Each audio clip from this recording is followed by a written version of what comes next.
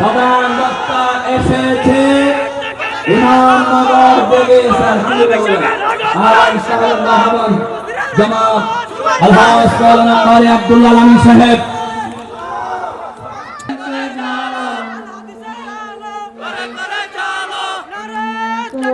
আল্লাহু আকবার। কমিটির পক্ষ থেকে লাখ লাখ শুভেচ্ছা। নারে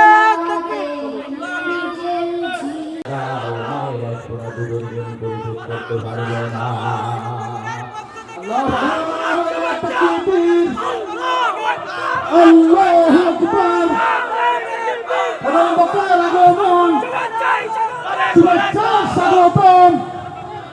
ইমামনগরের পক্ষ থেকে লাল গোলাপ শুভেচ্ছা।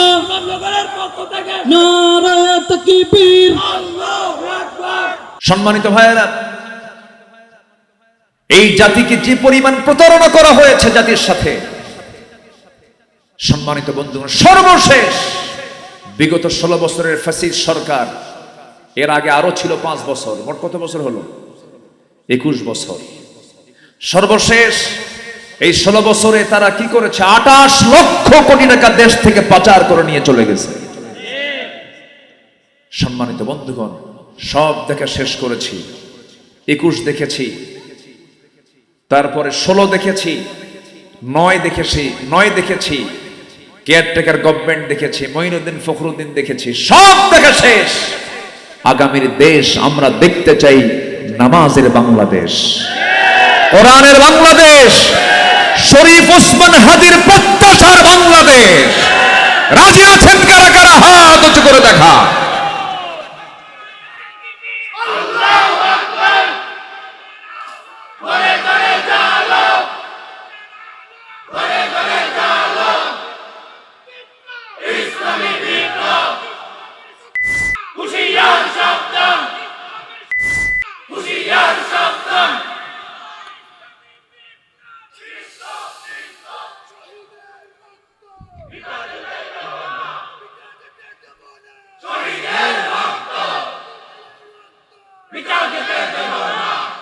বল খালি মুনাফিক নাই তো?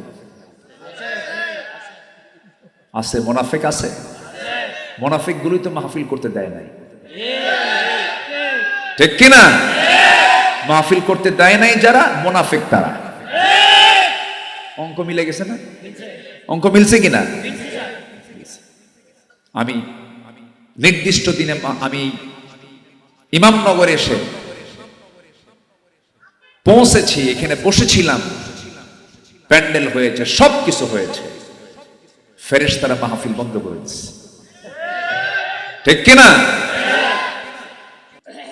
إن الحمد لله الأكرم الذي خلق الإنسان وكرم وعلمه من البيان ما لم يعلم فسبحان الذي لا يحصى امتنانه باللسان ولا بالقلم نشهد أن لا إله إلا الله وحده لا شريك له ونشهد أن سيدنا وحبيبنا ومولانا محمدا عبده ورسوله الذي أرسله بالحق بشيرا ونذيرا وداعيا إلى الله بإذنه وسراجا منيرا فقد قال الله تعالى في كلامه المجيد وفرقانه الحميد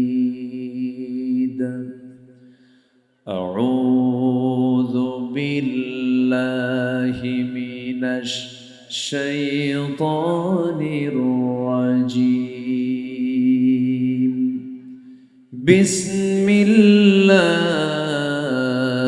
الرحمن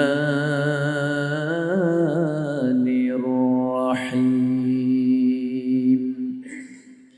إن الله وملائكته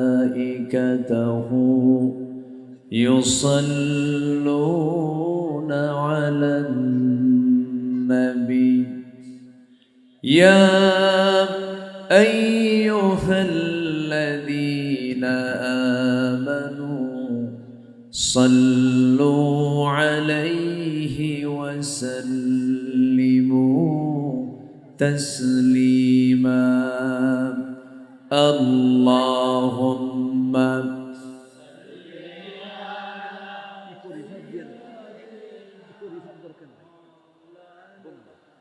সাউন্ড বাড়ায় দেন, সাউন্ড একটু হালকা করেন, ডিপ না করে হালকা করেন।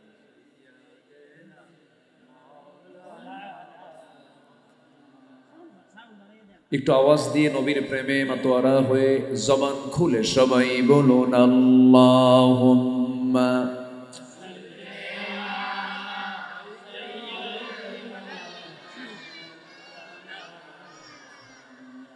ওয়া আলা আলি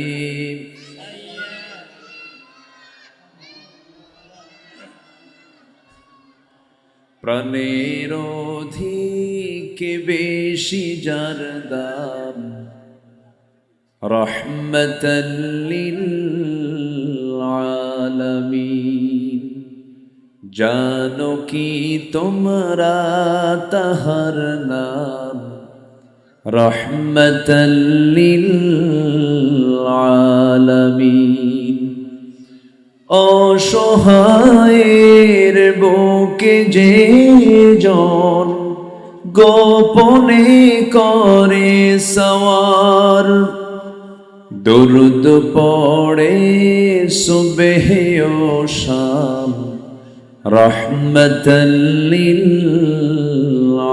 আলামিন গরিবের আহার দিতেন নিজে হয়ে রোজাদার নিয়মর ভালোবাসার খাম রহমতাল লিল আলামিন তার পথে যে বিছিয়ে দিত টুকরো কাটা স্তূপ করে তাকেও দিলেন প্রেম মুজাসসাম রহমতাল লিল আলামিন জানো কি তোমরা তাহার নাম রহমতাল লিল আলামিন আল্লাহুম্মা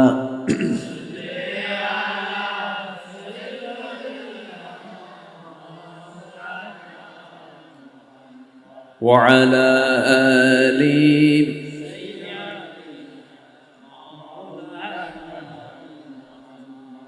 সবাই বলুন বালাগাল উলা বিকামালিহি কাশাফাত তুজা বিজামালিহি হাসনাত জামিউ খিসালিহি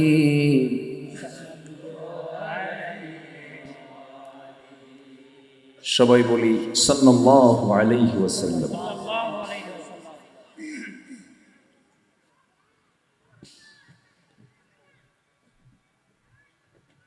প্রাকৃতিক সৌন্দর্যের এক অপরূপ লীলাভূমি,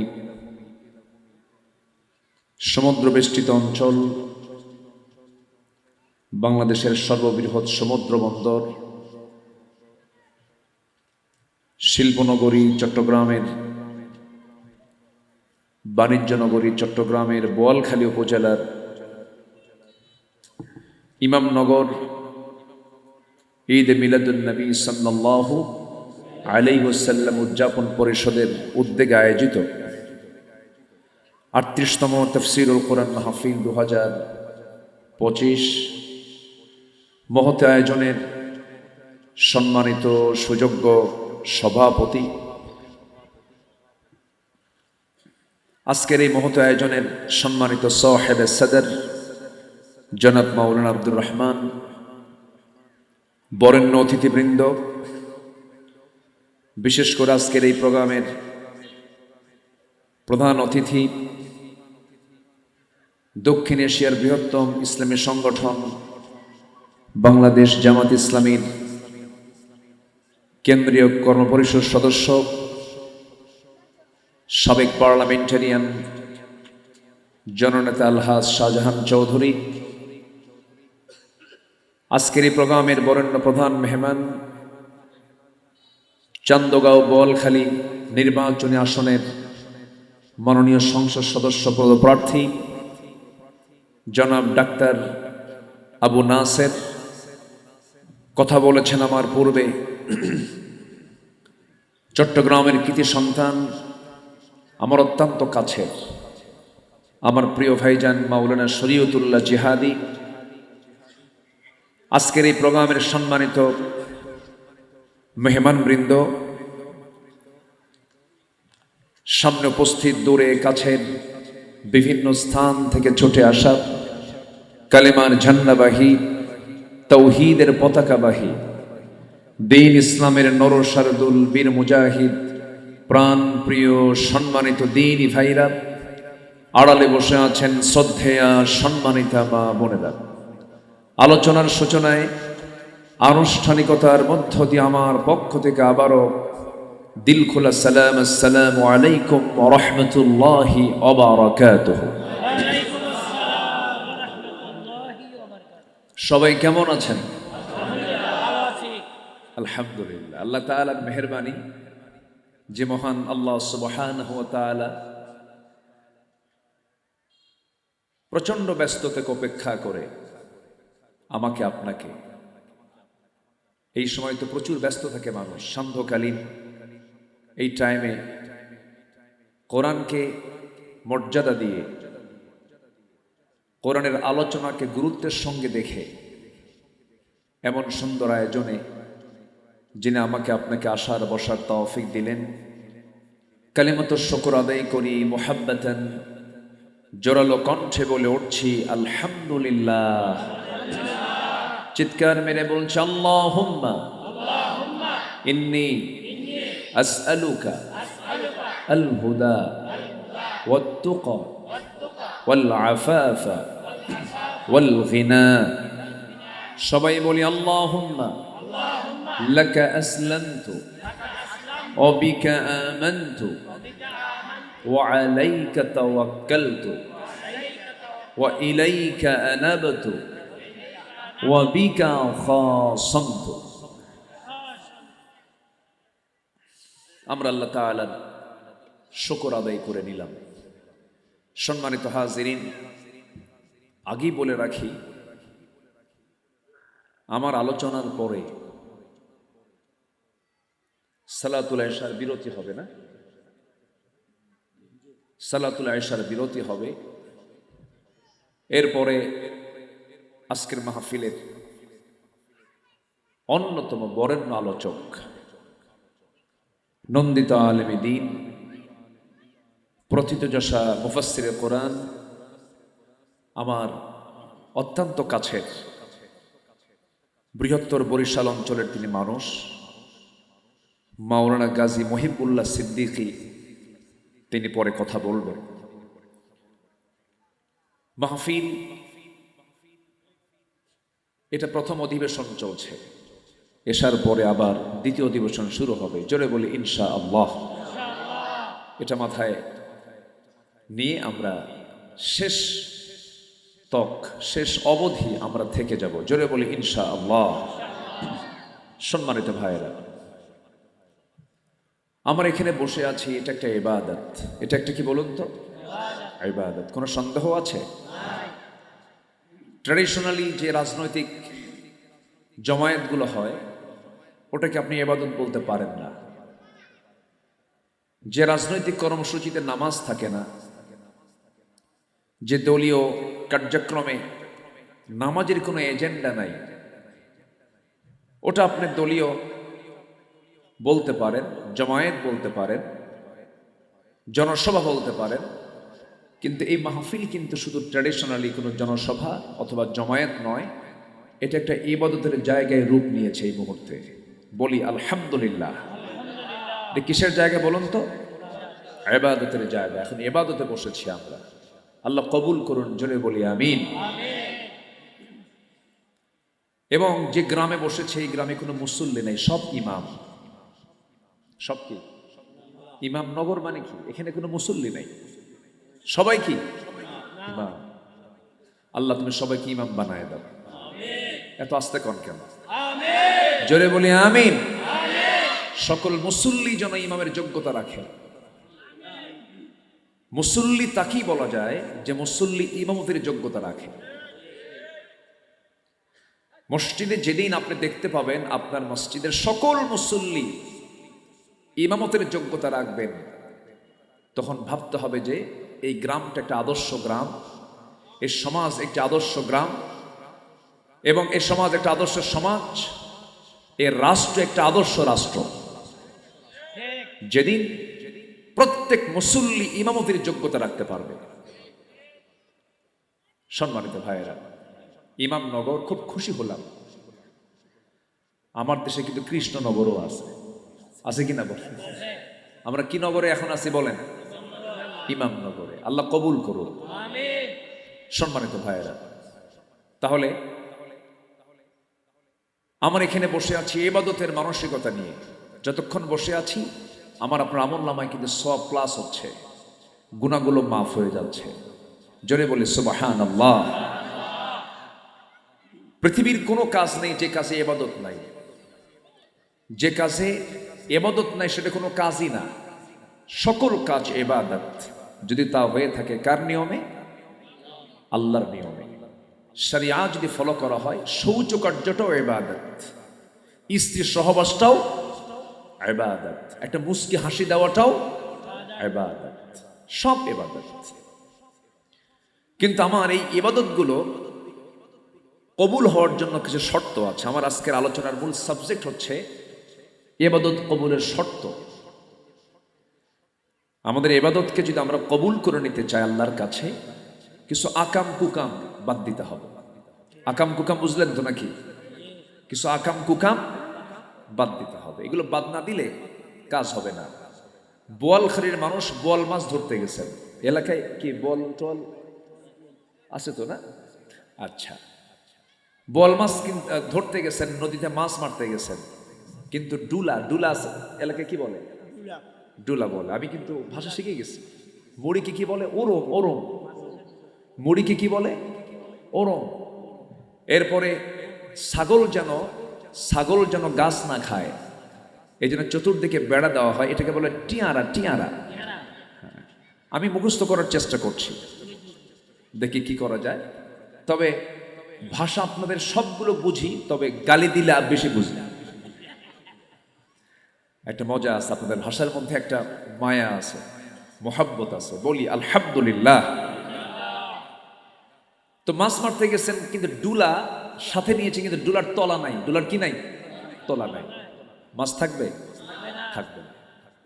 আমি ইবাদত করছি, কিন্তু ইবাদত যে জমা হবে, সে জমা হওয়ার কোনো গুণ যদি আমার মধ্যে না থাকে, তাহলে নিষ্ফল হয়ে যাবে। যেরকম আল্লাহ তাআলা এক জায়গায় সুন্দর করে বলছেন, আল্লাহ রাব্বুল আলামিন বলেন, ওয়াল্লাযীনা আমানু ওয়া লাম ইয়ালবিসু ঈমানাহুম বিযুলমিন উলাইকা লাহুমুল আমনু ওয়া হুম মুহতাদুন। জোরে বলুন আল্লাহু আকবার। ঈমান যারা আনবে এবং যারা ঈমানকে জুলুমের দ্বারা আচ্ছাদন করবে না, জুলুম আই শিরকের দ্বারা আচ্ছাদন যারা করবে না, আল্লাহ বলছেন এরাই হলো আমার নিরাপদে থাকা বান্দা, এরাই আমার হেদায়েত প্রাপ্ত বান্দা। অর্থাৎ শিরিকটাকে মুক্ত রেখে যে জীবনটা সাজাবে, আল্লাহ তাদেরকে হেদায়েত প্রাপ্ত বলেছেন। আমার বন্ধুগণ, ইবাদত কবুলের 10টা অন্তরায় আছে। 10টা অপকর্ম থেকে গেলে পরে সেই বান্দার কোনো ইবাদত কবুল হবে না। আল্লাহ রাব্বুল আলামিন এক নাম্বার বলছেন, যার মধ্যে মুনাফিকি থেকে যাবে তার কোনো ইবাদত আল্লাহর দরবারে মঞ্জুর হবে না।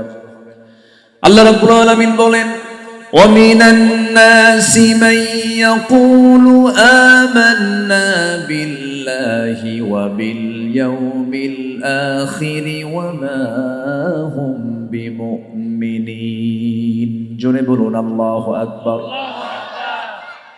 মানুষের মধ্যে কিছু মানুষ আছে যারা বলে আমি ঈমান এনেছি আল্লাহর উপরে, আখিরাতকে বিশ্বাস করেছি, কিন্তু আল্লাহ তার নিজের ভাষায় বলছেন ওয়া মা হুম বিমুমিনিন, তারা প্রকৃত মুমিন নয়। আল্লাহ রাব্বুল আলামিন আরেক জায়গায় বলছেন ওয়া ইযা লাকুল্লাযীনা আমানু ক্বালু আমান্না ওয়া ইযা খালাউ ইলা শায়াতিনহিম ক্বালু ইন্না মাআকুম ইন্নামা নাহনু মুস্তাহজিউন। জোরে বলুন আল্লাহু আকবার। ওই সমস্ত মুনাফিকরা যখন ঈমানদারদের সঙ্গে মিশে যায়, সেই সময় তারা বলে আমরা ঈমান এনেছি, আমরা তোমাদের সঙ্গে আছি। আবার যখন তারা শয়তানদের দলে যখন মিশে যায়, তারা বলে আমরা তোমার সাথে আছি। অর্থাৎ তারা ধোঁকা দেয়। কি দেয়? ধোঁকা দেয়। যারা ধোঁকাবাজ তারাই হলো মুনাফিক, যারা ফাসিক তারাই হলো মুনাফিক। মুনাফিক তাদেরকে বলে যারা ফাসিক হবে, যারা ধোঁকাবাজ হবে। আল্লাহ রাব্বুল আলামিন বলছেন এই মুনাফিক আচরণ যার মধ্যে থেকে যাবে, যতই নামাজ পড়ে কপাল কালো বানাক, দান করতে করতে ফকির হয়ে যাক, মুনাফিকের চরিত্রের কারণে তার কোনো ইবাদত আল্লাহর দরবারে মঞ্জুর হবে না। নাউযুবিল্লাহ। আমার বন্ধুগণ, আমার নবীর যুগেও মুনাফিক ছিল। রাসূলকে দেখে দেখে তারা নবীর পিছনে তারা নামাজও পড়েছে, চোখের পানি ফেলে ফেলে কেঁদেছে, নবীর পিছনে ইক্তেদাও করেছে। কিন্তু সেই লোকগুলো মুনাফিক ছিল। মুনাফিক বড় ভয়ঙ্কর। আমার নবীর জীবদ্দশার একটা ছোট্ট ঘটনা। একজন মুনাফিকের ইন্তেকাল হলো, তার ছেলে বড় একজন সাহাবী ছিলেন। মুনাফিক বাবার যখন ইন্তেকাল হয়ে গেল, সন্তান হয়ে নবীর কাছে এসে চোখের পানি ফেলে ফেলে কেঁদে বলছাম, ইয়া রাসূলুল্লাহ, আমার আব্বা খারাপ মানুষ, আমি জানতাম, আমার বাপ মুনাফিক, কিন্তু আমার তো জন্মদানকারী পিতা, আমার বাপ ইন্তেকাল করেছেন হুজুর, আমি জানি আমার বাপ জঘন্য মানুষ, কিন্তু আমি আপনার কাছে আজকে একটা চাহিদা নিয়ে এসেছি। সেই চাহিদা হলো আমার তো জন্মদান, তিনি তো আমাকে জন্ম দিয়েছেন, মেহেরবানি করে বরকতের জন্য আমি আপনার কাছে একটা জুব্বা চাচ্ছি, আমার একটা জুব্বা দেওয়া যায় নাকি? আমার নবীজি হৃদয়টা ছিল এত নরম, তিনি কখনো কাউকে মানা করতে পারতেন না। বলে ফেললেন, আমার প্রিয় সাহাবী, তুমি যখন যাচ্ছ তোমাকে মানা করি কেমনে, নিয়ে যাও। জুব্বা একটা দিয়ে দিলেন। এই সাহাবী তার মুনাফিক বাপকে গোসল করায়া দিয়া বরকতের আশায়, গুনাহ মাফের আশায় তার বাপকে নবীর গায়ের জুব্বাটা পরায়া দিলেন। কিছুক্ষণ পরে সে বলছেন, ইয়া রাসূলুল্লাহ, আমি যেন আমার বাপ জঘন্য মানুষ, আমি আপনার কাছে আরেকটা আবদার নিয়ে এসেছি, দয়া করে ইয়া রাসূলুল্লাহ যদি আমার আবদারটা রাখতেন, আমার বাবার জানাজা আপনাকে পড়াতে হবে, আপনি পারবেন কিনা? আমার নবীজি মানা করতে পারলেন না। বলছেন, সাহাবী যাও, তুমি যখন বলেছো আমি যাব। রাসূল চলে গেলেন, জানাজায় শামিল হচ্ছেন। এমন সময় পিছন থেকে সাইয়েদনা ওমর ফারুকের মতো একজন সাহাবী, খুব মেজাজি মানুষ ছিলেন, অত্যন্ত দৃঢ়চেতা মানুষ ছিলেন, পিছন থেকে নবীকে ডাক দিয়ে বলছেন, হুজুর আপনি কার জানাজা পড়ান? আপনি কার জানাজা পড়াচ্ছেন? দয়া করে, সে তো মুনাফিক। আমার নবীজি বলছেন, ওমর তুমি আমাকে এই কাজে বাধা দিও না, আমি আমার কাজ আমি চালিয়ে যাচ্ছি, কারণ আমার সাহাবীকে আমি মানা করব কেমনে? আমার নবীজি জানাজায় দাঁড়ায় গেলেন। জানাজা শেষ হয়ে গেল।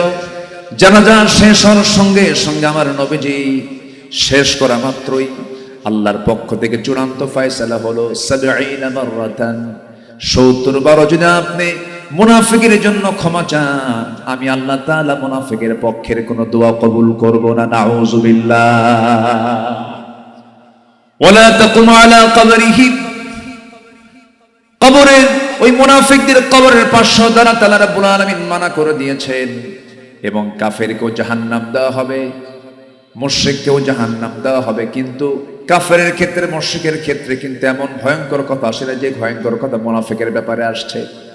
মুনাফিকদেরকে জাহান্নামে নিক্ষেপ করা হবে, জাহান্নামের তারা সর্বনিম্নে থাকবে। নাউজুবিল্লাহ। আল্লাহ রাব্বুল আলামিন বলেন, ইন্নাল মুনাফিকিনা ফিদ দারকিল আসফালি মিনান নার ওয়া লা তাজিদ লাহুম নাসীরা। জোরে বলুন আল্লাহু আকবার। মুনাফিকরা জাহান্নামের সর্বনিম্নে তারা অবস্থান করবে, তাদের জন্য কোনো সাহায্যকারী থাকবে না। এই জন্য 1 নম্বর চরিত্র হলো আমরা মুনাফিকি বাদ দেব। ইবাদত কবুল করবেন, চিল্লায় বলুন কে? বল খালি মুনাফিক নাই তো আছে? মুনাফিক আছে। মুনাফিক গুলোই তো মাহফিল করতে দেয় নাই, ঠিক কিনা? মাহফিল করতে দেয় নাই যারা মুনাফিক, তারা। অঙ্ক মিলে গেছে না? অঙ্ক মিলছে কিনা? আমি নির্দিষ্ট দিনে আমি ইমামনগরে এসে পৌঁছেছি, এখানে বসেছিলাম, প্যান্ডেল হয়েছে, সবকিছু হয়েছে, ফেরেশতারা মাহফিল বন্ধ করে দিচ্ছে, ঠিক কিনা? একটু মনিটর থেকে একটু সরলে ভালো হয়, মনিটর আওয়াজটা আমার কানে আসতেছে না, একটু মনিটর থেকে একটু সরেন তো দেখি। আর হালকা একটু আওয়াজটা আর একটু হালকা করেন, মানে খুব একটু হালকা আওয়াজ করেন, আওয়াজটা বাড়ান কিন্তু একটু হালকা করে দেন। সম্মানিত ভাইয়েরা, আওয়াজ বিকৃত হয়ে যাইতেছে না? হ্যাঁ, ঠিক আছে। সম্মানিত বন্ধুগণ, চতুর্দিকে আজান হচ্ছে। 5 ওয়াক্তের ভিতরে সবচাইতে দীর্ঘ সময় ওয়াক্ত থাকে কোন সালাত? বলেন কোন সালাত? ইশা। আমরা একটু আজকে বিলম্বে পড়ব, ফতুয়াবাজি হবে না তো আবার? আমার দেশে ফতুয়া কম না বেশি? খুব ফতুয়া মারে। আমার দেশের ফতুয়া হয় কি নিয়ে জানেন? সুদের কোনো ফতুয়া নাই, জেনার কোনো ফতুয়া নাই, মদের দোকান নিয়েও কোনো কথা নাই। ফতুয়া হলো রসুল নূর না মাটি, 3 রাকাত না 1 রাকাত, ফরজ নামাজের পরে দোয়া আছে না নাই, এরপরে রমজান মাসের তারাবি 8 রাকাত না 20 রাকাত, এই নিয়ে ফতুয়াবাজি। আর নির্বাচন যখন আসে তার আগ দিয়ে কিছু ডেলিভারি ফতুয়া আসে, নির্বাচন হারাম, গণতন্ত্র হারাম, ভোট দেওয়া হারাম। ওদের একটা কিতাবের নামই আছে কিতাবুল হারাম। আসতে কবে না, আছে না নাই? অনেক কিছুই তারা বলে, আমরা ওগুলোকে মাথায় নেব না। জোরে বলি ইনশাআল্লাহ। অথচ যারা হারাম ফতুয়া দিচ্ছে তারা আবার ব্যাংকে অ্যাকাউন্টও করে, সরকারি চাকরিও করে, নাগরিকের যত ফ্যাসিলিটি সব গ্রহণও করে, ট্যাক্স ফাইলও করে, সবকিছুই করে, কিন্তু বলে নির্বাচন করা হারাম। আবার ওরা যে একটা পথ দেখে দেওয়া, সেই দায়িত্বটা তার পালন করে না। তো আমরা যে ইবাদত করছি, এই ইবাদত কবুলের অন্তরায় হলো 10টা অন্তরায়, যে 10টা অপকর্ম থাকলে পরে আল্লাহ তাআলা ওই ইমানদার কোন ইবাদতকে কবুল করবেন না। 1 নম্বর হলো, আমরা ইতিমধ্যে বলে ফেলেছি, সেটা হলো মুনাফিকি করলে। কি করলে বলেন তো? মুনাফিকি করলে, অর্থাৎ মুখে একরকম, অন্তরটা ভিন্ন রকম। মাহফিল করো, কোনো সমস্যা নাই, সব আয়োজন করো, পোস্টার করো, লিফলেট করো, ব্যানার করো, সব করো। মাহফিলের দিন বিকেল বেলা বলে মাহফিল করা যাবে না, আছে না নাই? সব এখন চামচিকার মতো। চামচিকা সূর্যের আলোতে বের হয়? বের হয় না। চামচিকার মতো সব এখন আড়াল হয়ে আছে। আগামী বাংলাদেশে মুনাফিকদের নেতৃত্ব আমরা আর দেখতে চাই না, ঠিক কিনা বলেন? নির্বাচন আসলে সব পিছাব হয়ে যায়, সবাই ফতুয়া দেওয়া শুরু করে, কোরআন সুন্নাহ বিরোধী কোনো আইন পাশ করব না, মদিনার সনদে দেশ চালাবো, মাথার টুপির অভাব নাই, হাজি রুমালের শেষ নাই, সুন্দর সাদা সাদা পাঞ্জাবি, সাদা সাদা পায়জামা, মাথায় সাদা টুপি, এত সুন্দর লেবাস দেখে মনে হয় কেবলই জিব্রাইল আসমান থেকে নাজিল হলো। আছে না নাই? এগুলো মুনাফিকি। এগুলো কি বলেন? মুনাফিকি। মুনাফিকি আমরা বাদ দিয়ে দেব। আল্লাহ রাব্বুল আলামিন দোয়া কবুল করে নেবেন, কারণ মুনাফিকরা কখনো প্রকৃত আল্লাহর ইবাদত করতে পারে না। তাদের হৃদয়ে আল্লাহর ভয় কখনো থাকে না, তাদের হৃদয়ে আল্লাহর জিকিরটা থাকে না। আল্লাহ রাব্বুল আলামিন বলছেন, আলা বিযিকরিল্লাহি তাতমাইন্নুল কুলুব। জোরে বলুন আল্লাহু আকবার। সাবধান, সাবধান, জেনে রেখে দিও, অন্তরের প্রশান্তির জন্য এক নাম্বার মাধ্যম হলো আল্লাহর জিকির করা। কার জিকির করেন বলেন? আল্লাহর জিকির করা, আল্লাহকে স্মরণ করা। মুনাফিকদের মধ্যে এই স্মরণটা নাই। আল্লাহ রাব্বুল আলামিন তার স্মরণের জন্য বারবার বলেছেন, আরেক জায়গায় বলছেন, ক্বাদ আফলাহা মান তাযাক্কা ওয়া যাকারা ইসমা রাব্বিহি ফাসাল্লা বাল তু'থিরুনাল হায়াতাদ দুনিয়া ওয়াল আখিরাতু খায়রুন ওয়া আবকা ইন্না হাযা লাফিস সুহুফিল উলা সুহুফি ইব্রাহিম ওয়া মূসা। জোরে বলুন আল্লাহু আকবার। আল্লাহ রাব্বুল আলামিন বলছেন, সফল কি? ওই বান্দা সফল যে ব্যক্তি নফসকে শুদ্ধ করতে পেরেছে এবং তার নামের জিকিরটা করতে পেরেছে। আল্লাহ রাব্বুল আলামিন আরেক জায়গায় বলছেন, আলা বিযিকরিল্লাহি তাতমাইন্নুল কুলুব। আলা মানে হলো সাবধান, এটা হচ্ছে একটা ওয়ার্নিং, ডিপ অ্যাটেনশন গ্র্যাবার, গভীর একটা শব্দ। আলা, এই যে সাবধান। আলা বিযিকরিল্লাহ, আল্লাহর জিকিরটা হৃদয়ের প্রশান্তির জন্য সবচাইতে বড় মাধ্যম হলো কার জিকির করা? আসতে বলবেন না, কার জিকির করা? আল্লাহর জিকির করা। আমার বন্ধুগণ, আধুনিক মানুষের ভিতরে সমস্যার সাথে কানেকশন কেমন ধরনের দেখেন। আজকের মানুষ টাকা আছে তাদের, কিন্তু শান্তি নাই, বন্ধু আছে আত্মার সঙ্গ নাই। এই জন্যই মনোবিজ্ঞান আজকে স্বীকার করছে যে overthinking cannot be cured by more thinking, it needs a higher connection. মানুষের ভিতরে একটা অভাব, একটা শর্ট কাজ করছে। যেই ক্রাইসিসটা কাজ করছে সেটা হলো, যদি কোনো বান্দার মধ্যে যদি আল্লাহর সম্পর্ক যদি গাঢ় না হয়, ওই বান্দার হৃদয়ে কখনো প্রশান্তি থাকে না। আল্লাহ রাব্বুল আলামিন নিজেও বলছেন, ওয়ামান আ'রাদা আন যিকরি ফাইন্না লাহু মাঈশাতান দানকা ওয়া নাহশুরুহু ইয়াওমাল কিয়ামাতি আ'মা قال رب لم حشرتني أعمى وقد كنت بصيرا। জোরে বলুন আল্লাহু আকবার। আমার জিকির থেকে যারা, আমার স্মরণ থেকে যারা নিজেকে গুটিয়ে রাখবে, আমি তার জন্য দুটো জিনিস করে ফেলবো। নাম্বার ওয়ান হলো, দুনিয়ার জীবনটা আমি তার জন্য সংকীর্ণ করে দেব। সন্তানগুলো গাঁজা খায় সিট হয়ে পড়বে, মেয়েগুলো অশান্তির কারণ হয়ে যাবে, বউটার একদিকে লাইন মারবে, হাজার হাজার কোটি টাকার মালিক বাড়িতে শান্তি পাবে না। দুনিয়াটা আমি তার জন্য সংকীর্ণ করে দেব। আমার বন্ধুগণ, টাকায় যদি সকল সমস্যার সমাধান হতো, আমার বাংলাদেশে 1 নম্বর ধনীর তালিকায় নাম ছিল সালমান এফ রহমান। ঠিক কিনা বলেন? শান্তি আছে? আসতে কোন শান্তি আছে? এই জন্য শান্তির জন্য, প্রশান্তির জন্য মুনাফিকি চরিত্র লালন করা যাবে না। হৃদয়ের প্রশান্তির জন্য আল্লাহর নামটা সর্বক্ষণ ঠোঁটে রাখবো আমরা, হৃদয়ে রাখবো আমরা। আলা বিযিকরিল্লাহি তাতমাইন্নুল কুলুব। মোবাইল সুন্দর আছে, কিন্তু মোবাইলে চার্জ নাই। গ্লাস পেপার লাগায় কি করবেন? ব্যাকপ্যাড লাগায় কি করবেন? কারণ তার তো চার্জই নাই। যে ইমানের চার্জ নাই, যে ইমানদারের মুখে জিকির নাই, সেই ইমানটা হলো মূল্যহীন ইমান। এই জন্য মুনাফিকি চরিত্র বাদ দিয়ে সর্বক্ষণ আমরা রাখবো আমার মুখে, আমার হৃদয়ে কার নাম? আসতে বলবেন না, কার নাম? আল্লাহর নামটা রাখতে হবে। আমার বন্ধুগণ, অর্ধ দুনিয়ার শাসনকর্তা ওমরে ফারুক রাদিয়াল্লাহু তাআলা আনহু 4 জন খলিফার 2 নম্বর খলিফা। মোট খলিফা কয়জন বলেন? 4 জন খলিফা।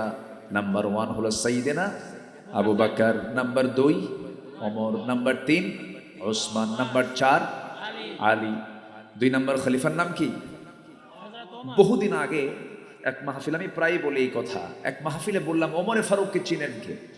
সামনে থেকে ছোট্ট একটা ছেলে দাঁড়ায় বলে, হুজুর আমি চিনি। কে? আমাদের বাড়ির দোতলায় ভাড়া থাকে, আমাদের বাড়ির দোতলায় ভাড়া থাকে। এই সেই ওমর নয়, এটা হচ্ছে সেই ওমর যে ওমরের ব্যাপারে আমার রাসূল বলেছেন নবুয়তের সিলসিলা যদি জারি থাকতো তাহলে আমার পরে নবী হতো লাকানা ওমর, আমার ওমর নবী হয়ে যেত। যেরকম সুবহানাল্লাহ। সাইয়েদনা ওমর ফারুকের কথা একটা ছোট্ট একটা ইতিহাস মনে পড়লো। তার ইন্তেকালের পূর্বে জিকিরটা কি এটা বোঝানোর জন্যই, মুনাফিকরা যে এই জিকিরটা করতে পারে না, সাইয়েদনা ওমর ফারুক তিনি ইন্তেকাল করবেন, ফজর নামাজে দাঁড়িয়েছেন তিনি, নামাজ 1 রাকাত হয়ে গেছে, 2য় রাকাতে নামাজ পড়তেনি হঠাৎ করে তিনি আক্রমণের শিকার হয়ে গেলেন। আবু লুলু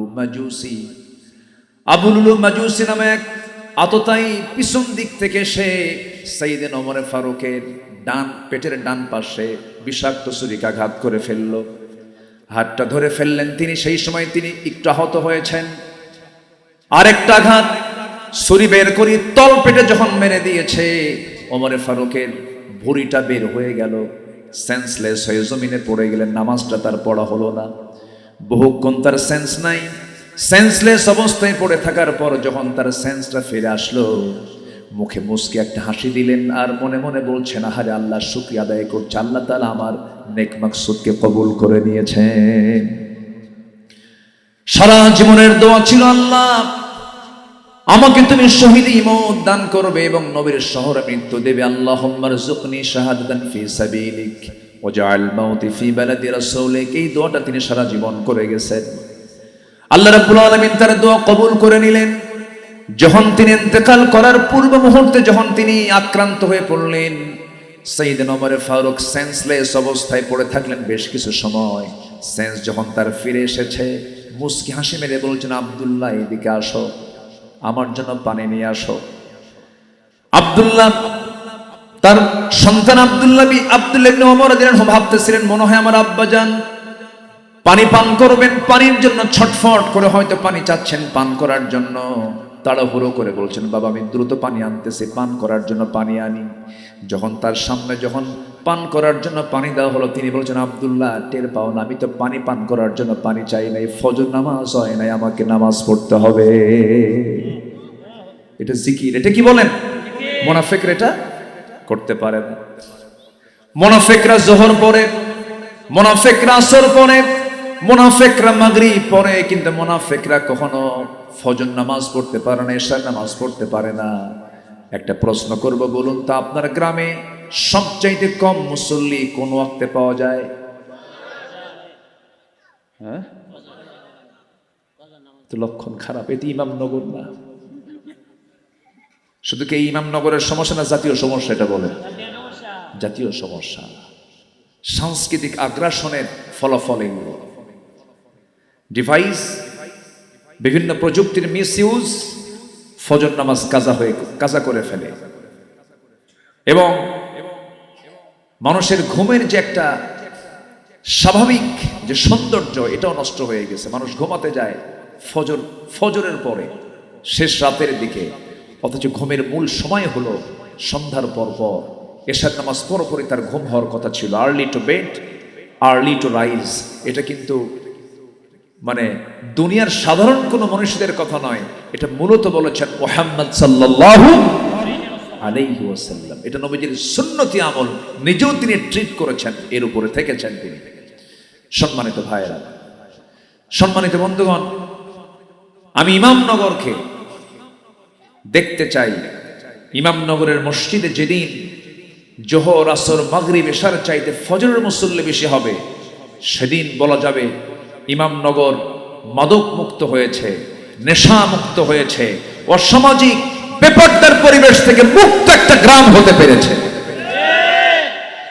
আল্লাহ কবুল করুন, আল্লাহ কবুল করুন, আল্লাহ কবুল করুন।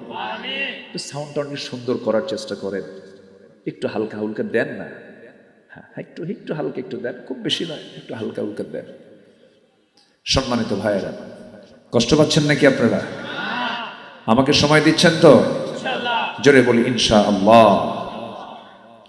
আমার বন্ধুগণ, ওমর ফারুক রাদিয়াল্লাহু তাআলা আনহু ছেলে আব্দুল্লাহকে ডাক দিয়ে বলেছেন, আব্দুল্লাহ, আমার জন্য পানি আনো, আমার তো ফজর নামাজ পড়া হয় নাই। তিনি ওযু বানালেন কষ্ট করে, ভুঁড়িটা বের হয়ে আছে, তিনি কষ্ট করে নামাজটা পড়লেন ইশারা করে। এরপরে বলছেন, আব্দুল্লাহ তুমি কি চিন্তা করো? আব্বাজান, আপনার জন্য হাকিম খুঁজেছি, ডাক্তার নিয়ে এসেছি। সাইয়েদনা ওমর ফারুকের সামনে ডাক্তার হাজির হয়ে গেল। ওমর ফারুক বলছেন, ডাক্তার তুমি কি চিকিৎসা করবা বলো। এক গ্লাস দুধ আনতে বলা হলো, এক গ্লাস দুধ তার সামনে দিয়ে বলা হলো, আমিরুল মুমিনিন বিসমিল্লাহ বলে আপনি দুধটা পান করুন। তিনি বিসমিল্লাহ বলে যখন দুধ পান করতে নিলেন, সমস্ত দুধগুলো তলপেট দিয়ে সব বের হয়ে গেল। হাকিমের চক্ষু বেয়ে টপ টপ করে পানি পড়ছে। হাকিম বলছে, আমার চেষ্টা সব শেষ হয়ে গেছে, আমি আর পারলাম না, চিকিৎসা এখানে আর চলবে না। ওমর ফারুক মুস্কি হাসি মেরে বলছে, ডাক্তার চিন্তা করো কেন, আমি আমার নাকের মধ্যে জান্নাতের ঘ্রাণ পাওয়া শুরু করেছি। আজকে কোন মুসলমান আমাকে আক্রমণ করে নাই, আজকে কোনো আমার কওমের কোন লোক আমাকে আক্রমণ করে নাই। একজন অগ্নি উপাসক আমাকে আক্রমণ করেছে, আমি শহীদ হয়ে যান, শহীদের মর্যাদা পাচ্ছি। আমি বড় কৃতজ্ঞ আল্লাহর কাছে, আল্লাহ পাক আমার দোয়া কবুল করে নিয়েছে। দুনিয়া থেকে বিদায় হওয়ার প্রাক্কালে এবার ডাক্তার যখন চলে যাচ্ছে, তার সামনে দিয়ে তিনি লক্ষ্য করে দেখেন ডাক্তারের পাজামাটা গিরার নিচে চলে গেছে। ওই অসুস্থ অবস্থায় তিনি ডাক্তারকে ডাক দিয়ে বলছেন, ডাক্তার এদিকে আসো, তোমার পাজামা যে গিরার নিচে চলে গেছে, তুমি কি জানো যার পাজামার কাপড়টা গিরার নিচে চলে যাবে, লা ইয়ানজুরুল্লাহু ইয়াওমাল কিয়ামাহ, ওই বান্দার দিকে কিয়ামতের দিন আল্লাহ পাক নজর দিবেন না। পাজামা ঠিক করো, সুবহানাল্লাহ বলবেন না? কোন সময় বলছেন? কোন সময়? যখন তার পেটের ভুঁড়ি বাইরে বের হয়ে গেছে। একটাবার আল্লাহর স্মরণ থেকে নিজেকে তিনি মুক্ত রাখেন নাই, আল্লাহর নাম সর্বত্র নিচ্ছেন। এবার বলছেন, আব্দুল্লাহ, আমার মৃত্যুর সময় মনে হয় ঘনিয়ে আসতেছে, আমি দুনিয়া থেকে বিদায় নেব। আমি তোমাকে একটু বলতে চাই, আমার তো যাওয়ার মতো কোনো শক্তি নেই, আমি কেমন করে যাব? আম্মা জান আয়েশার ঘরে গিয়ে আবার সালামটা জানাও। যে বলবে আমি সালাম জানিয়েছি, আমার বড় শখ, আমার সারা জীবনের বন্ধু আমার আবু বকর আমার নবীর সঙ্গে শুয়ে আছেন। আয়েশা যদি একটু অনুমতি দিত, তার জায়গায় আমি রাসূল একটু ঘুমাতাম নবীর পাশে। এই কথা যখন আম্মা জান আয়েশার কানে যখন চলে গেছে, আম্মা জান আয়েশা সিদ্দিকা রাদিয়াল্লাহু আনহা শুনলেন কথাটা। শোনার সঙ্গে সঙ্গে তিনি কেঁদে ফেলে বলছেন, আব্দুল্লাহ, তোমার আব্বা জান তো সাধারণ কোন একজন মানুষ নন, অর্ধ দুনিয়ার শাসনকর্তা ওমর ফারুকের মতো মানুষ। আমার কাছে একটা আবদার করেছেন, আমি তাকে কেমন করে মানা করি? আমি আয়েশা আমার ঘরের অংশটুকু আমি দিয়ে দিলাম, ওমর ফারুককে সেই জায়গায় তোমরা কবর দিয়ে দাও। আমার বন্ধুগণ, এই প্রেক্ষাপট কেন টানলাম? ইমানদারদের জীবন যেমনই হবে, মুনাফিকরা এরকম কখনো করতে পারবে না। আমার আপনার দায়িত্ব হলো মুনাফিকের জন্য কোনো চরিত্র আমাদের দ্বারা প্রকাশ না পায়, আমরা ইমানদারের চরিত্রকে লালন করব। জোরে বলি ইনশাআল্লাহ। যারা মিথ্যা শপথ করে, যারা ওয়াদা ভঙ্গ করে, যারা আমানতের খেয়ানত করে, যারা ঘন ঘন মিথ্যা কথা বলে, ফাহিশা কথা বলে, এই সমস্ত লোকগুলোকে আবার রাসূল বলেছেন তারা হলো মুনাফিক। আল্লাহ বলছেন, ইন্নাল মুনাফিকিনা লাকাযিবুন, যারা মুনাফিক হয় তারা অতিশয় মিথ্যুক হয়। আমার দেশে যত শ্রেণীর মানুষ আছে, এর মধ্যে সবচেয়ে যে শ্রেণীর মানুষ সবচেয়ে বেশি মিথ্যা কথা বলে আসছে 54 বছর ধরে, কারা বলেন? কারা সবচেয়ে বেশি মিথ্যা কথা বলে আসছে? হ্যাঁ, কোন শ্রেণীর লোকেরা? যারা 54 বছর, যারা বলেন বলেন বলেন বলেন কারা? কোন শ্রেণীরা? কোন শ্রেণীরা? নেতৃত্ব যারা দিয়েছে 54 বছর, যারা জাতির নেতৃত্ব দিয়ে আসছে, পর্যন্ত যত নেতৃত্ব পেয়েছে সব ধোঁকাবাজ। কেউ তাদের কমিটমেন্ট ঠিক রাখে নাই।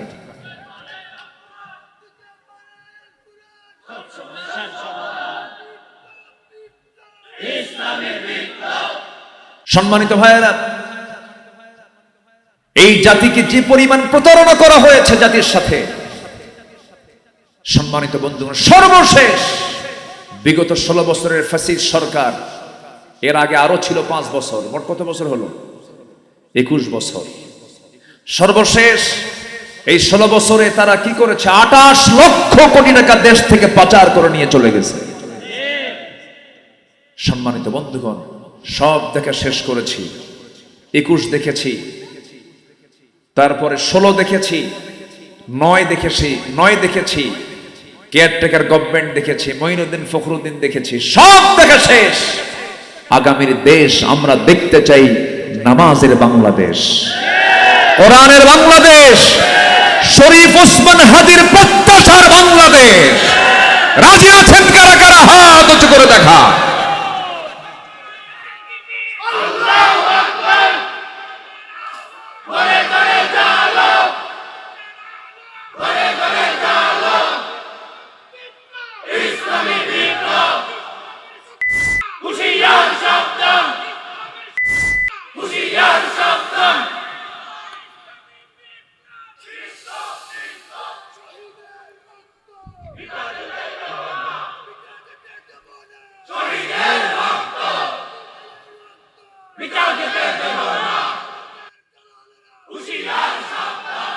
সম্মানিত ভাইয়েরা, শরীফ ওসমান হাদি এই জাতির জন্য একটা ধূমকেতু ছিল, ধূমকেতু। আল্লাহু আকবার। শরীফ ওসমান হাদি সে আমাদের জন্য এত বড় অনুপ্রেরণা। তার কাছ থেকে আমি ব্যক্তিগতভাবে যেটা শিক্ষা পেয়েছি সেটা হলো, শরীফ ওসমান হাদি এই দেশের জাত শত্রুদেরকে চিহ্নিত করতে পেরেছে। এটাই ছিল তার বড় অপরাধ। সম্মানিত বন্ধুগণ, শত্রু চিহ্নিত না করতে পারলে আমাদের পথ কখনো নিরাপদ হতে পারে না। শরীফ ওসমান হাদি হয়তো বড় কোনো পদে অধিষ্ঠিত হতে পারেনি, কিন্তু শরীফ ওসমান হাদি এখন হয়েছে হলো মুকুটহীন এক সম্রাটের নাম। জগতের হৃদয় রাজ্যের এক অজানা রাজা। আল্লাহু আকবার বলে। সে দুনিয়ার রাজ্যে রাজত্ব না করতে পারলে মানুষের হৃদয় রাজ্যে সে দখল করে নিয়েছে। এটাই তো সবচেয়ে বড় রাজত্ব। জোর করে রাজত্বর চাইতে মানুষের হৃদয় রাজ্যের রাজা হওয়া ভালো। আল্লাহ শরীফ ওসমান হাদির কবরটাকে জান্নাতের নূর দিয়ে মুনাফফার করে দাও। জোরে বলি আল্লাহুম্মা আমিন। আরো জোরে আল্লাহুম্মা আমিন। মুনাফিকি বাদ দেব আমরা। রাজি আছি তো? আমরা বেইনসাফ চাই না ইনসাফ চাই? বেইনসাফ না ইনসাফ? ভণ্ডামি না আদালত? সঠিক বিচার করতে হবে। শরীফ ওসমান হাদি বলেছিল, আমার হয়তো হায়াত বেশি দিন নাই, আমাকে গুলি করতে পারে, আমি মারা যেতে পারি, কিন্তু আমি মরে গেলে আমার বিচারটা যেন হয়। আমার সন্তানকে আপনারা একটু দেখে, ভাই এই কথাটা যখন আমি বারবার আমার সামনে যখন আসে, যার যায় সেই তো বুঝে। সন্তান নিজেও জানে না যে আমি এটি মাত্র 32 বছরের এক ফুটন্ত গোলাপকে আমরা হারালাম। আর কত মায়ের বুক আমরা হারতে দেখব। আমরা হারাতে চাই না। আমরা সামনে দাঁড়িয়ে যাব, পালাবো না। ইল্লা তানফিরু ইউআযিবুকুম আযাবান আলীমান। যদি পালাই হেরে যাব, ওরা আবার আমাদের উপর জেগে বসবে। আমরা প্রত্যেকটি হত্যার বিচার বাংলার জমিনে দেখতে চাই। আল্লাহ কবুল করুন। জোরে বলি আমিন।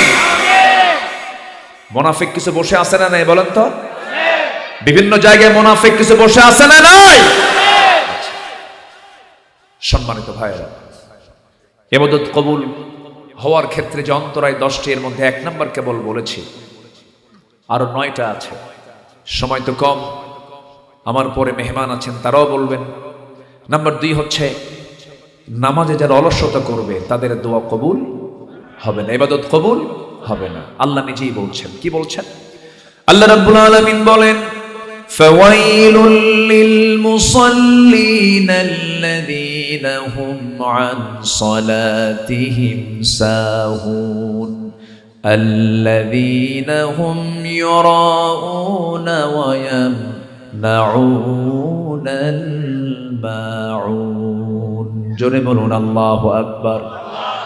ধ্বংস হোক ওই সমস্ত মুসল্লি যারা অবহেলা করে নামাজ পড়ে, এবং লোক দেখানো নামাজ পড়ে তাদের জন্য ধ্বংস হয়ে যাক। এটা কার কথা বলেন? আল্লাহর কথা। আবার কোন মুসল্লির জন্য জান্নাত? والذين هم على صلواتهم يحافظون أولئك هم الوارثون الذين يرثون الفردوس هم فيها خالدون জোরে বলুন আল্লাহু আকবার। নামাজে আমরা যত্নশীল হব। নামাজ যারা যত যত্নের হবে, নামাজ যারা যত সুন্দর হবে, তার ঈমানটা তত সুন্দর হয়ে যাবে। নামাজকে আমরা সুন্দর করব, কারণ আল্লাহ রাব্বুল আলামিন সবচাইতে বেশি বান্দাকে পাকড়াও করবেন নামাজের কারণে। এবং জাহান্নামে যাবার যতগুলো কারণ আছে এর মধ্যে সর্বপ্রথম যে এক নাম্বার যে কারণ, সেটা হলো নামাজ ছেড়ে দেওয়া। একটা বারের জন্য ছেড়ে দেওয়া যাবে না। আমার নবীজি মৃত্যুর পূর্বে নামাজের কথা বারবার মনে করেছেন। কিছুক্ষণ আগে 2 নম্বর খলিফার মৃত্যুকালীন সময়ের কিছু জিকিরের কথা বললাম। আমার নবীজির শেষ কথাও ছিল দুনিয়া থেকে বিদায়ের পূর্বে আম্মা জান আয়েশাকে বলেছেন, আস-সালাত আস-সালাতাইমা মালাকাতাইমানুকুম। এই বিষয়গুলো আমরা লালন করব। নামাজকে কখনো ছেড়ে দেব না। নামাজের ব্যাপারে আজকে আমার দেশে ইমানদার মুসলমানদেরকে বলতে হয় নামাজটা পড়ো। মুসলমানকে নামাজ পড়ার কথা বলতে হয়, এটা অত্যন্ত দুঃখের বিষয়। মুসলমানিত্ব টিকে রাখার জন্য 1 নাম্বার কাজ হলো তাকে কয় ওয়াক্ত নামাজ পড়তে হবে? 5 ওয়াক্ত নামাজ পড়তে হবে। আমি একটা প্রশ্ন করব, বলুন তো আমার দেশের নামাজি বেশি না ইমানদার বেশি? হ্যাঁ, নামাজি কই বেশি? নামাজ না পড়ি ইমান আছে তো? আছে না? এরকম আছে না? নামাজ না থাক কিন্তু ইমান তো আছে। আমি তো অমুক দরবারের মুরিদ, তো ফার্স্ট ক্লাস মুরিদ। আমার পিসাব তার ঠ্যাং ধরি জান্নাত পার হয়ে জাহান্নামে যাব। যা তুই জাহান্নামে।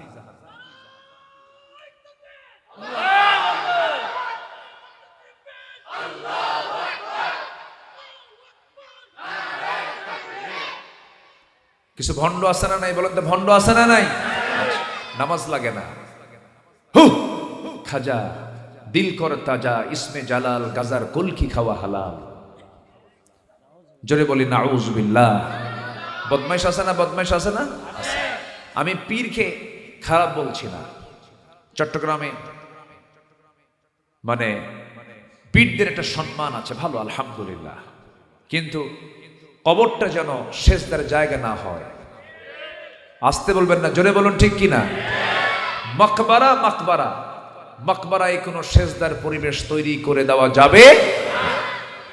আমরা কবরবাসীর কাছে চাবো না আল্লাহর কাছে চাবো? কবরবাসীর কাছে চাওয়া লোক আছে না? বাবার মাজার দেখলি বলে, বাবা খুব বিপদে পড়ছে, তুমি আমার বাবা নিজেই তো বিপদে আছে, ওনার কাছে আপনি চাবেন কি? আমরা চাইবো কোনো ব্যক্তির কাছে না আল্লাহর কাছে। ওয়াইদাস্তাআনতা ফাস্তাইন বিল্লাহ। একটা বিষয় মাথায় রাখবেন, গোটা পৃথিবী আপনার ক্ষতি করতে চায়। গোটা পৃথিবী আপনার বিরুদ্ধে লেগেছে, আপনার ক্ষতি করতে চায়, কিন্তু আল্লাহ আপনার কল্যাণ করতে চান। আল্লাহর কল্যাণটাই আপনার জন্য কবুল হয়ে যাবে। কেউ আপনার ক্ষতি করতে পারবে না। আইয়াদুররুক আইয়ানফাউক। গোটা পৃথিবী আপনার উপকার করতে চায়, কিন্তু আল্লাহ আপনার ক্ষতি চান। আল্লাহটাই বিজয়ী, আল্লাহটাই বিজয়। অতএব আমাদের চাওয়ার জায়গা কয়টা? বলেন, আমাদের চাওয়ার জায়গা কয়টা? একটা। তিনি কে? আল্লাহ। নাম্বার 3 হচ্ছে ইবাদত কবুল হবে না যারা শিরিক করবে। যারা কি করবে? শিরিক করবে। শিরিক থেকে আল্লাহ পাক আমাকে আপনাকে বাঁচান। জোরে বলি আমিন। নাম্বার 5 হলো সামনে পেছনে যারা পরনিন্দা করে বেড়ায়। এরকম লোক তো মনে হয় নাই এলাকায়। সামনে দেখলে বলে, ভাই আপনার মতো লোকই হয় না, আর একটু আড়াল হলেই কয় হারামজাদা। আছে কিনা? এই চরিত্রের লোকগুলোর কোনো ইবাদত কবুল হবে না। অনেক তাহাজ্জুদ গুজার আছে, সারা রাত তাহাজ্জুদ পড়ে আর বিকেলবেলা চা খায় আর অমুকের মেয়ে অমুকের ছেলে এই ওই দিস এন্ড দ্যাট গিবত কইরা সব শেষ। আছে না নাই বলেন তো? আচ্ছা, আমরা এই ধরনের পরনিন্দা পরচর্চা থেকে নিজের জিহ্বাকে আমরা বিশ্রাম দেব। জোরে বলি ইনশাআল্লাহ। আল্লাহ সতর্ক করে বলছেন। আল্লাহ রাব্বুল আলামিন বলেন, ওয়াইলুল লিকুল্লি হুমাযাতিল লুমাযাতিনিল্লাযী জামা'a মালান ওয়া 'আদ্দাদাহু ইয়াহসাবু আন্না মালাহু আখলাদাহু كلا لينبذن في الحطمة وما أدراك ما الحطمة نار الله الموقدة التي تطلع على الأفئدة إنها عليهم مؤصدة في عمد ممددة ধ্বংস হোক তার যারা সামনে পিছনে যারা সমালোচনা করে বেড়ায়, নিন্দা করে বেড়ায়। আমার আপনার দায়িত্ব অন্যের প্রশংসা, অন্যের গুণগুলো খুঁজে বের করা, নিজের দোষগুলো খুঁজে বের করা। অন্যের গুণ খুঁজবো, নিজের দোষ খুঁজে বের করব, সে হচ্ছে ইমানদার বান্দা। আমি অন্যের দোষ খুঁজতে যাব কখন? আমার জীবনেতে বহু দোষ আছে, বহু আমি পাপ কাজ করে ফেলেছি। আমার নিজের পাপের দিকে তাকাতেই তো সময় শেষ, আমি অন্যের দিকে তাকাবো কখন? এই চরিত্র যখন বান্দার মধ্যে আসবে, তখন ওই বান্দার ইবাদত কবুল করবেন তিনি আমার কে? নাম্বার 6 হলো আল্লাহকে যারা ভুলে থাকি, মন্দ কাজের যারা আদেশ দিবি আল্লাহ রাব্বুল আলামিন তাদের কোনো ইবাদত কবুল করবেন না। আল মুনাফিকুনা ওয়াল মুনাফিকাতু বা'দুহুম মিন বা'দ يأمرون بالمنكر وينهون عن المعروف ويقبضون أيديهم نسوا الله فنسيهم إن المنافقين هم الفاسقون আল্লাহ বার মুনাফিকদের ব্যাখ্যা দিয়ে বলছেন মুনাফিক যারা তারাই হয় ফাসিক। আমার বন্ধুগণ, এই চরিত্র আমরা বাদ দিয়ে দেব।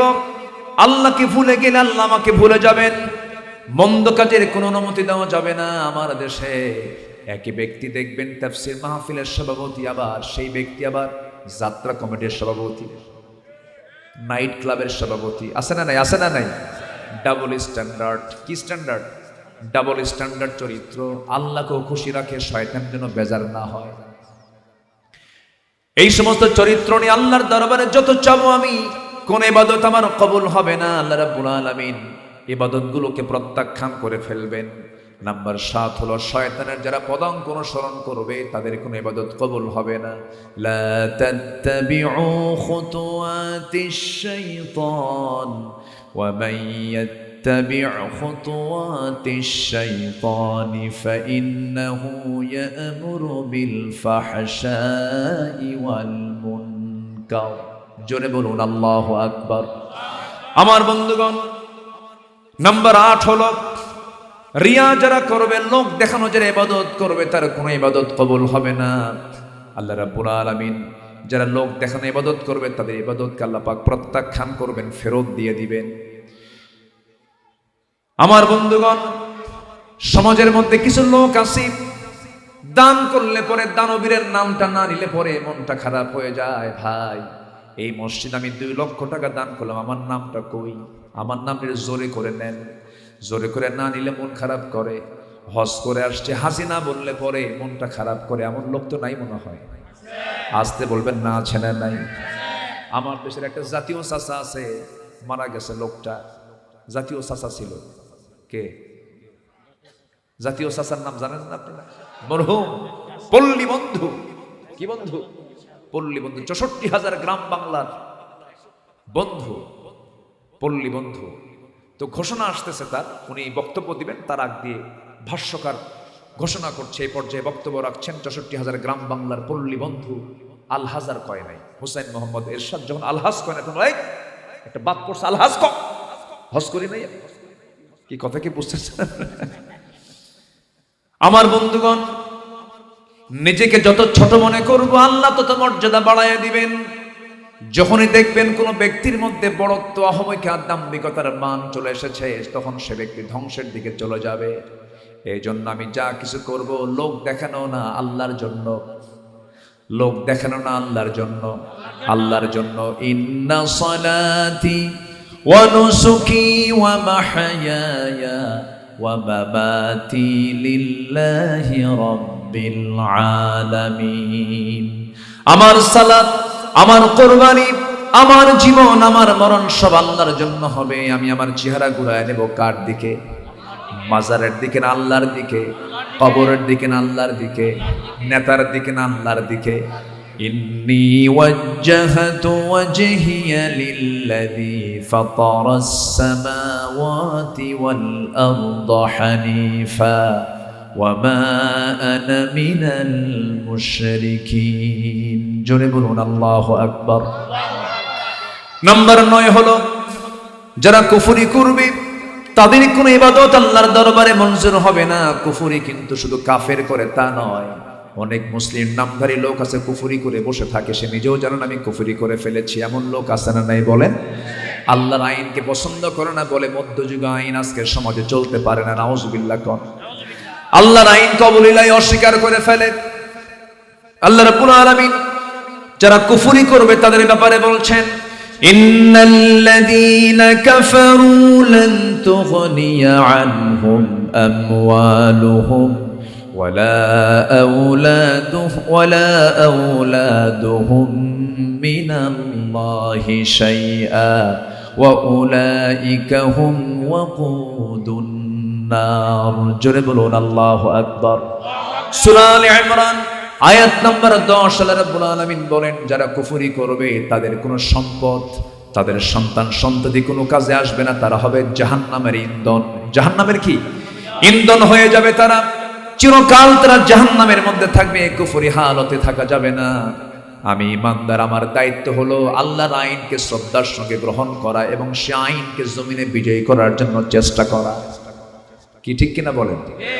যারা আল্লাহর আইনকে শ্রদ্ধার সঙ্গে গ্রহণ করবে না এবং আইন প্রতিষ্ঠার জন্য চেষ্টা করবে না, ও ইমানদার নয়, ও মুনাফিকের কাতারে চলে গেছে। এরকম মুনাফিক নাই আমার দেশে? বলে যে শরীয়ত আইন মানি না, শরীয়ত আইন মানি না। ঈমান আছে না গেছে? ঈমান চলে গেছে। এই কথা বললে কি ঈমান থাকে নাকি? ঈমান থাকে না। এটা কুফরির কথা। এটা কিসের কথা? কুফরির কথা। আমার বন্ধুগণ, গোটা কোরআনের শুরু থেকে নিয়ে বা থেকে শুরু করে সূরা নাসের সিন পর্যন্ত, বা থেকে শুরু করে বিসমিল্লাহর বা থেকে শুরু করে মিনাল জিন্নাতি ওয়ান নাসের সিন পর্যন্ত, এর মধ্যে একটা হরফকে যদি অমান্য করে তার ঈমান থাকবে কি? ঈমান থাকবে না, ঈমান চলে যাবে। কোন একটা কিছু কি আমাদের অমান্য করার কোনো সুযোগ নাই। আমার বন্ধুগণ, এই কোরআনকে আমরা যদি কাগজের কোরআন, ওই কোরআনের উপরে যদি আমরা যদি দেখি বঙ্কিমচন্দ্র, শরৎচন্দ্র অথবা কবি নজরুলের কোনো বই যদি কোরআনের উপরে যদি কেউ রেখে দেয়, আমরা রাখতে দেই নাকি? রাখতে দেব না, কারণ কোরআনের উপরে কোনো বই থাকতে পারে না। সব বইগুলোকে আস্তে করে নিচে নামায় দেব, কোরআনকে সবার উপরে রাখবো, কারণ এটা কোরআনের সম্মান। কোরআন সবার, সব কিতাবের উপরে থাকবে, এটাই স্বাভাবিক। আজকে আমার দেশে যে আইনগুলো চলছে, আদালতে যে বিচারগুলো হচ্ছে, যে আইনগুলো চলছে, দেখি কোরআনের আইন না মানুষের আইন? তাহলে মানুষের আইনটা উপরে আছে, কোরআনের আইনটা নিচে পড়ে আছে। এটাকে অপমান নয় নাকি? বলেন অপমান কিনা? অপমান কিনা বলেন? তাহলে এটা তো ইমানদার সহ্য করতে পারবে না। যারা সহ্য করতে পারবে না তারাই তো কি করবে? ওই আয়াতের দিকে যাবে যে আয়াতকে কার্যকর করার জন্য আল্লাহ রাব্বুল আলামিন তার রাসূলকে পাঠিয়েছিলেন। আমার ভাই ওই আয়াতটা তেলাওয়াত করেছেন, হুয়াল্লাযী আরসালা রাসূলাহু বিল হুদা ওয়া দীনিল হাক্কি লিইয়ুযহিরাহু আলাদ দীনি কুল্লিহি ওয়া কাফা বিল্লাহি শাহীদা। জোরে বলুন আল্লাহু আকবার। আমার রাসূলকে আল্লাহ রাব্বুল আলামিন এই জাগতিক দুনিয়াতে পাঠিয়েছেন। এক নম্বর কাজ হলো তিনি কি করার জন্য এসেছেন? দুনিয়ার সমস্ত আইনকে পরাজিত করে, সমস্ত বিধানগুলোকে পরাজিত করে যেন আল্লাহর দিনকে বিজয়ী করতে পারেন। এই জন্যই আমি আমার রাসূলকে দুনিয়াতে পাঠিয়েছি। জোরে বলুন সুবহানাল্লাহ। আবু জেহেলরা রাষ্ট্র চালাবে আর রাসূল নামাজ পড়াবেন, এটা হতে পারে না। আমার দেশের এই লক্ষ লক্ষ আলেম ওলামা, লক্ষ লক্ষ হাফেজ কোরআন তারা সমাজে বসবাস করবে, মাদ্রাসার শিক্ষকতা করবে, মসজিদের ইমামতি করবে, আর তাদের মাথার উপরে মক্খর জিনাকাররা নেতৃত্ব দেবে। এটা মানায় না, মানায় না, মানায় না। বহু ঠকা ঠকছে, আর ঠকতে চাই না। আগামীর দিন ইসলামের দিন। সবাই রাজি আছেন তো ইনশাআল্লাহ? আল্লাহ কবুল করুন, জোরে বলি আমিন। নাম্বার 10 হচ্ছে সর্বশেষ, ইবাদত কবুলের শর্ত হচ্ছে আল্লাহর সঙ্গে যারা অঙ্গীকার করে, অঙ্গীকার যারা ভঙ্গ করবে আল্লাহ তার কোনো ইবাদত কবুল করবেন না। আমার বন্ধুগণ, এক নম্বর অঙ্গীকারটা কি? আমরা এই দুনিয়াতে কিন্তু আগে আসি নাই, আমাদেরকে আল্লাহ তাআলা আলমের ওয়াহে সৃষ্টি করে রেখেছেন। সেখানে প্রশ্ন করা হয়েছিল, আলাস্তু বিরাব্বিকুম, আমি কি তোমার রব নই? আমরা কি বলেছি? না বলেছি না হ্যাঁ বলেছি? মনে আছে? হ্যাঁ যে কইছে মনে আছে? মনে আছে? কে গুলো আছে দেখি, মনে মনে তো থাকার কথা না কি? আমরা রুহের জগতে আমাকে বলা হয়েছিল আলাস্তু বিরাব্বিকুম, আমি কি তোমার রব নই? আমরা কি বলেছি? ক্বালু বালা, হ্যাঁ তুমি আমার রব বলেছি, এটা 100% সত্য, কিন্তু আমার মনে নাই, কিন্তু বলেছি। এটা কোরআন এটা সাক্ষ্য দিচ্ছে, আমরা বলে আসছি। আমরা তো অনেক কিছুই দেখি না, যেরকম মার পেটে ছিলাম 9টা মাস, আমরা কি দেখছি এটা না শুনেছি? বলেন, কিন্তু ছিলাম কিনা বলেন? ছিলাম। মার দুধ পান করেছি 2 বছর, এটা কি আমরা দেখেছি না শুনেছি? শুনেছি। তো কোরআন আমাকে বলতেছে আলাস্তু বিরাব্বিকুম, আমি কি তোমার রব নই? হ্যাঁ তুমি আমার রব, এটা আমরা বলেছি, কোরআন আমাকে বলছে। অতএব শুনলাম, দেখলাম, এটাই 100% সত্য। তাহলে এই অঙ্গীকার আমরা কার কাছে করে এসেছি বলেন? আল্লাহর কাছে। হ্যাঁ তুমি আমার রব, রুবুবিয়্যতের স্বীকৃতি দিই। আলম আরওয়াহ থেকে আলেমে বুতুনে ছিলাম, মার পেটের জগতে ছিলাম, 9টা মাস সেখানে ছিলাম। 9টা মাস আমার টোটাল পরিচর্যা, টোটাল খেদমতের জন্য কে ছিলেন? আসতে বলবেন না, কে ছিলেন? হয়তো 2-1 সেকেন্ড বাদ গেছে মনে হয়, নাকি 2-1 সেকেন্ড বাদ গেছে? এখনো তো বাদ যায় না। আমার আল্লাহর খেদমত কি বাদ যায়?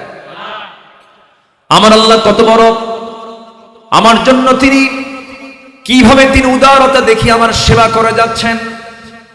আমি তার মখলুক, সমস্ত মখলুককে আমার পিছনে লাগিয়ে দিয়ে আমার সেবা করে দিচ্ছেন। আল্লাহ রাব্বুল আলামিন কাফেরকেও খাওয়ান, আল্লাহ রাব্বুল আলামিন মুনাফিককেও খাওয়ান, আল্লাহ রাব্বুল আলামিন ফাসিককেও খাওয়ান। আমার আল্লাহর ধৈর্য কত দেখেন।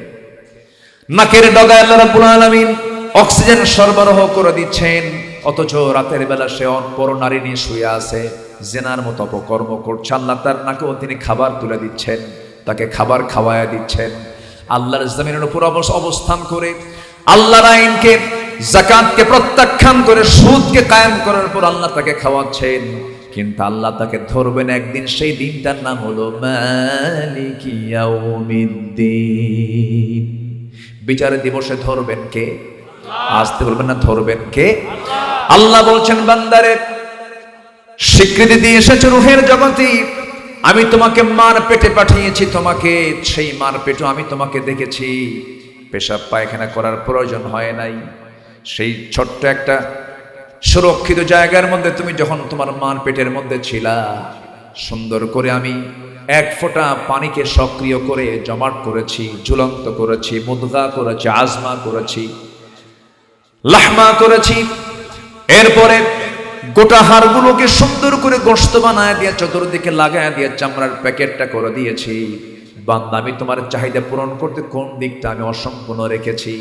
তোমার চোখটা কত সুন্দর বানিয়েছি, তোমার কানটা কত সুন্দর বানিয়েছি, হাত পা কত সুন্দর করে বানাইছি, মাথা থেকে পা পর্যন্ত দেখো নিখুঁত করে কেউ বানায় নাই, বানায় দিয়েছে আমি আল্লাহ রাব্বুল আলামিন। যেরকম সুবহানাল্লাহ। আল্লাহ বান্দাকে বলছেন, আলাম নাজআল লাহু আইনাইনি ওয়া লিসানান ওয়া শাফাতাইনি ওয়া হাদাইনাহুন নাজদাইন। টানা টানা চোখ দিয়েছি, সুন্দর 2টা ঠোঁট দিয়েছি। চোখ বাইরে রেখে দিয়েছেন, চোখের কাজটা হলো বাহিরে দেখা, সবকিছু চামড়ার মধ্যে ভিতরে ভিতরে আছে, আর চোখটা আছে কোথায়? বাহিরে। এই জন্য চোখটাকে আল্লাহ রাব্বুল আলামিন ভাইরাস মুক্ত রাখার জন্য চোখের ভিতরে পানি রেখে দিয়েছেন। 24 ঘন্টায় প্রত্যেকটা চোখ থেকে 1 মিলিলিটার করে পানি আল্লাহ পাক বের করেন। চোখটাকে ফিল্টারিং করেন, চোখটাকে পরিচ্ছন্ন করেন। এবং যে চোখের পানিটা বের হয় সেই পানি কিন্তু মিঠা পানি নয়, লবণ পানি। লবণ পানি কেন করেছেন? লবণ আছে যেখানে জীবাণু নাই, সেখানে আল্লাহ পাক এটা অয়েন্টমেন্ট করে দিয়েছেন। এরপরেও রাতের বেলা যখন বান্দা ঘুমিয়ে পড়ে, সকালবেলা চোখের কোনায় কোনায় সাদা সাদা অংশ পিচ্ছিল পিচ্ছিল বের হয়, এটা হচ্ছে অয়েন্টমেন্ট। সুবহানাল্লাহ বলা যাবে না? চোখ দিয়েছেন লবণ পানি দিয়ে ফ্রেশ করে দিয়েছেন। প্রতি মিনিটে মানুষ চোখের পলক ফেলে 15 থেকে 20 বার চোখটা আল্লাহ পাক আল্লাহর নিয়মে চালায় নেন। পিছনে মেশিন সেট করে দিয়েছেন। আবার কানকে দিয়েছেন মহান রব্বুল আলামিন কত সুন্দর সিকিউর করে দিয়েছেন। কানের মধ্যে ময়লা দিয়েছেন, যেটাকে আমরা ময়লা বলি। কানের যে ভিতরের যে অংশটা, এটাকে আমরা কি বলি? কানের যে ভিতরের অংশ যে ময়লাগুলো থাকে ওটাকে কি বলে? খৈল। গরু খায় খৈল। খৈল কি এটা বুঝলাম না। কানের যে ময়লা, ইয়ার ওয়াক্স, কানের যে ময়লা, এটা আল্লাহ পাক দেখেন চোখের পানি লবণ করেছেন। আর কানের যে ময়লাটা, ইয়ার ওয়াক্স, কানের যে ময়লাটা, এটা দিয়েছেন আল্লাহ পাক কি করে? কেমন লাগে এটা বলেন তো? তিতা। খাইছেন আপনারা? তো খাওয়া যায় না, কিন্তু এটা স্বাদ হলো তিক্ত। এটা স্বাদ কি বলেন? তিক্ত।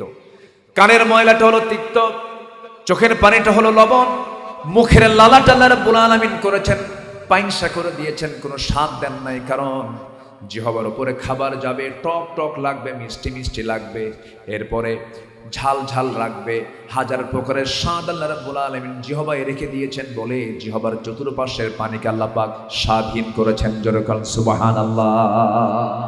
কার দেওয়া সব? কার দেওয়া সব?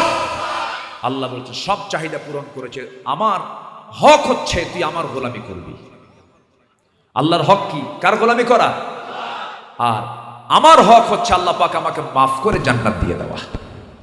আল্লাহ রাব্বুল আলামিন আমাদেরকে আমল করার তৌফিক দান করুন। জোরে বলি আল্লাহুম্মা আমিন। আজান হয়েছে আরো 45 থেকে 50 মিনিট আগে। আমি আর কথা বাড়াতে পারবো না। এশার সালাত হবে, এরপরে দ্বিতীয় অধিবেশন শুরু হবে। সবাই থাকবেন না ইনশাআল্লাহ? সবাই থাকতে রাজি আছেন তো ইনশাআল্লাহ? আল্লাহ তুমি সবাইকে শেষ মোনাজাত পর্যন্ত, শেষ অধিবেশনের শেষ দোয়া পর্যন্ত সবাইকে থাকার তৌফিক তুমি আল্লাহ দান করবে। আমি আশাবাদ কামনা করে পরবর্তী প্রোগ্রামের সফলতা কামনা করে আমি এখানে শেষ করছি। একজন মেহমান এসেছেন। আচ্ছা জি, আলহামদুলিল্লাহ। বোয়ালখালী উপজেলা জামাতের সম্মানিত আমির মহোদয়, দক্ষিণ এশিয়ার বৃহত্তম ইসলামী সংগঠন মাজলুম সংগঠনের বোয়ালখালীর যিনি আমির, তিনি এসেছেন আমাদের মাঝে। বলি আলহামদুলিল্লাহ। বলেন তো এরকম পরিবেশ কাছ থেকে 2 বছর আগে ছিল? আসার কোনো পরিবেশ ছিল? আগে তো বসতো কারা জানেন? আমরা আসতাম মাহফিলে, আর দুই দিকে বসতো হলো 2.5 ইঞ্চি মোটা হাইব্রিড জাতের কিছু মোসওয়ালা নেতা। বসে বলতো হুজুর এমন ওয়াজ করবেন, আকাশ নিয়ে কবেন আর কবর নিয়ে কবেন, দুনিয়া আমরা দেখে নেব। এই বদমাইশগুলো আমাদেরকে ডিস্টার্ব করেছে। নাই আর সব চামচিকাগুলো সব আড়াল হয়ে আছে, কিন্তু শত্রু কিন্তু মরে নাই। শত্রু আছে না নাই? শত্রু চিনতে হবে। হাদিস শিখিয়েছে কি চিনতে হবে? শত্রু চিনতে হবে। শত্রু না চিনলে বড় বেকায়দা হয়ে যাবে। আসুন শত্রুকে চিহ্নিত করি। ইসলামকে বিজয়ের ক্ষেত্রে শত্রু আগে চিহ্নিত করা দরকার, মুনাফিকদের আগে চিহ্নিত করা দরকার। ইয়া আইয়ুহান নবী জাহিদিল কুফফার ওয়াল মুনাফিকিনা ওয়াগলুদ আলাইহিম ওয়া মাওয়াহুম জাহান্নাম। আপনি কাফিরদের ব্যাপারে, মুনাফিকদের ব্যাপারে আপনি জিহাদ করুন এবং কঠোর হন। কি হন? কঠোর হন। নমনীয়তার কোনো সুযোগ মুনাফিকদের সঙ্গে দেখানো যাবে না, চরম বেকায়দা হয়ে যাবে। আমরা সচেতন হওয়ার চেষ্টা করব, সচেতন হব, এই আশাবাদ কামনা করে আমি আমার সংক্ষিপ্ত কথা এখানে শেষ করছি। সুবহানাকা আল্লাহুম্মা ওয়া বিহামদিকা আশহাদু আল লা ইলাহা ইল্লা আনতা আস্তাগফিরুকা ওয়া আতুবু ইলাইক। আসসালামু আলাইকুম ওয়া রাহমাতুল্লাহি তাআলা ওয়া বারাকাতুহু। আইইউবি মিডিয়া, অপসংস্কৃতি মুক্ত আধুনিক ভিডিও সেন্টার।